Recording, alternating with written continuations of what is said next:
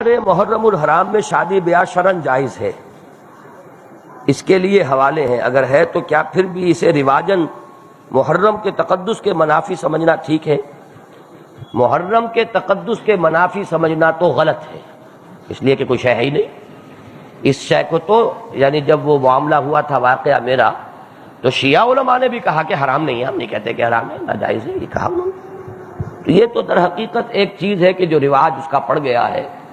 تو میں نے تو یہ کہا تھا کہ حضرت حسین رضی اللہ تعالیٰ عنہ کی شہادت محرم میں ہوئی، حضرت حمزہ کی شہادت جو ہے وہ شوال میں ہوئی، اور شوال میں آپ شادیاں کرتے بےتاشا۔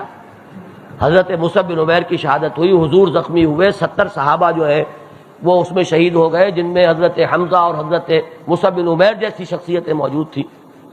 اگر یعنی خاک کربلا پر بھی اگر یہ اتنی تعداد میں جام شہادت نوش کیا ہے، بچے بھی بڑے بھی، تو وہاں تو یہ کہ 70 جو ہیں صحابہ کرام حضور کے صلی اللہ علیہ وسلم۔ لیکن یہ کہ یہ کہاں ہے کہ اس شوال کے مہینے میں آپ شادی نہیں کر سکتے؟ غزوہ احد شوال میں ہوا۔